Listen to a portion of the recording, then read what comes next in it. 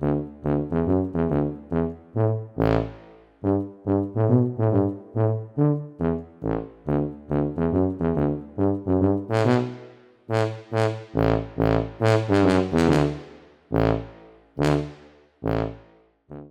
Carol here, and today I was experimenting with my Cricut and I came up with an acetate die cutting emboss on this machine, and I was thrilled. I took that little wee image that said for you, and I did some partial die cutting. Now I'll explain it here.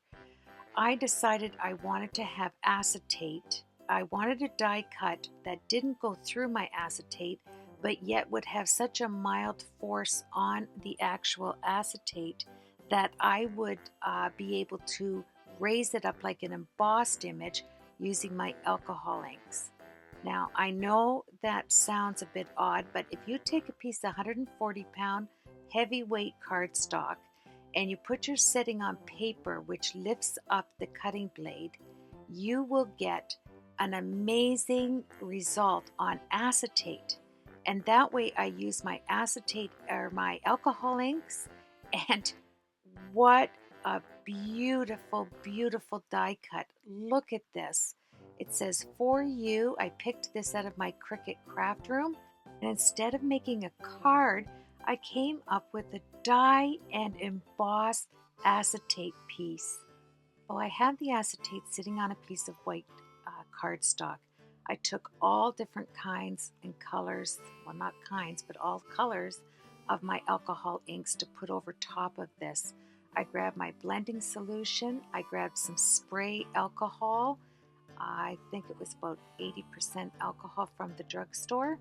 And I put it in a misting bottle. And here I've got my applicator, which I have the applicator tip on it for alcohol inks. And wowsville, I grabbed some alcohol mist, like I said I had in this little bottle. I gave it a spray, and oh, it had such an effect on this alcohol ink. It was truly amazing. Now, I even was able, I was able to even, I was evenly able to heat set this. Now, I just added, I wanted to clear away some of the ink here because it says for you on there about 3/4 of the way down.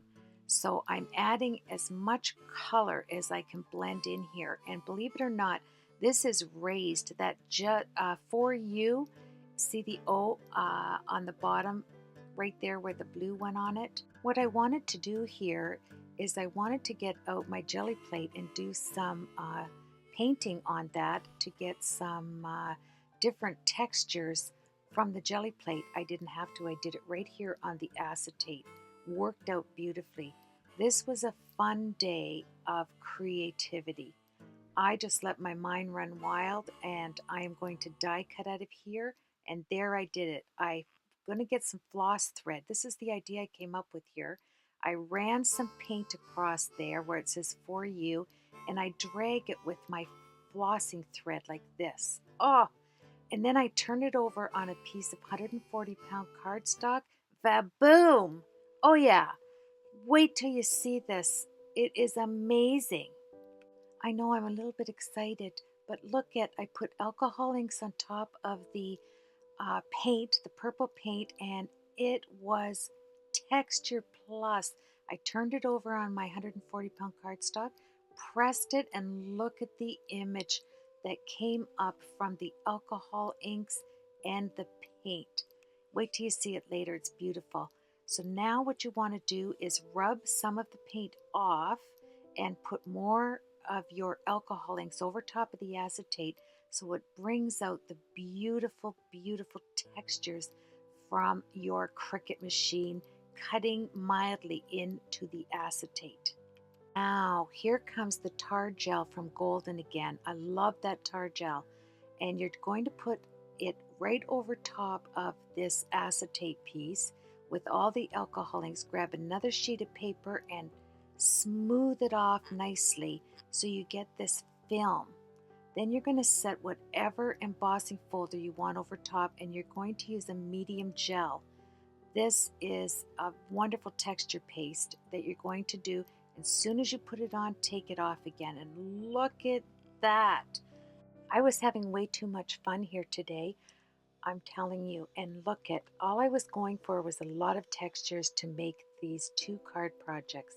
Now here I took the same embossing folder, grabbed that paste with all those beautiful pinks and lavenders from the alcohol inks, and look at there, beautiful. So I just keep going. I take that texture paste all over this cardstock till I ran out of it.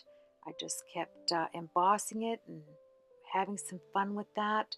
And later on, you will see what I'm going to use. Look at that, for my projects. I'm going to make two of the most beautiful cards using just these two techniques that I have here. And believe it or not, this acetate is really thick. I get it at my stationery store, so you're able to dry it a little bit.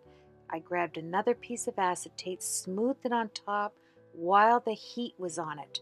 And that heat will apply both layers beautifully together, and it does not come apart. I die cut with it, and with my little bee die hearts here, and it has acetate on the front, acetate on the back. I'm using the thin one, and I end up using the it's not dotted, it has little X's on it, but this one is plain. Look at that. One side shows you just for you. See it on there? You turn it over and you have the emboss paste on that side.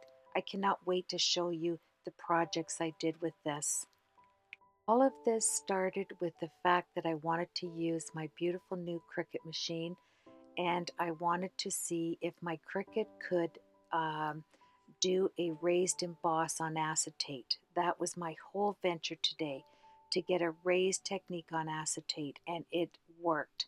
And I went to my Cricut room and I picked out that beautiful stenciled image. Look at that. There's the one we turned over onto the piece of cardstock. Here's the one we did the paste with the texture paste over top of the stencil.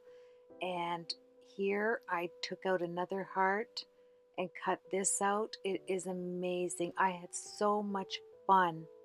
Well, let's recap right here. I've taken my little bee dies, I've used the hearts, and now I'm going to use the stitched heart with the X's and this one here. I'm situating it where I think it's going to look the prettiest, and this is exactly, I ended it on the bottom there with the most embossing on it. I'm just taking a look and I'm trying to get it up without tearing, because that stitch die is really embossed. It is so pretty. And I have two projects to show you that I used with these that you are just going to love. And it all started out with me using my Cricut machine and wanting to do a die cut raised emboss. So I'm laying it out, and this is what you end up with. I ended up with a stencil right there with the cutout hearts that I will use later on. I absolutely love the idea of having all of these different pieces out of one sheet of acetate that was die cut emboss on your Cricut machine. So it enabled me to make all of these little hearts out of the acetate after I cut the heart. It enabled me to have a double acetate heart. On one side you have the die that says for you, and it has all of those wonderful prints in it. The other side you have the embossing paste, and it is, in real life, I'm telling you, this is beyond gorgeous. Here I have like a mono print, just like you get off of a jelly plate by using the stencil. Here's the original stenciling with the leftover paste from the acetate piece. Here I have some little pieces I die cut out of that acetate piece I'll use as a stencil. And then I die cut the rest here as much as I could use with my little die hearts. And they're each individual, they're beautiful. I just love this. And I'll be able to pull some pretty good projects just out of these little hearts right here.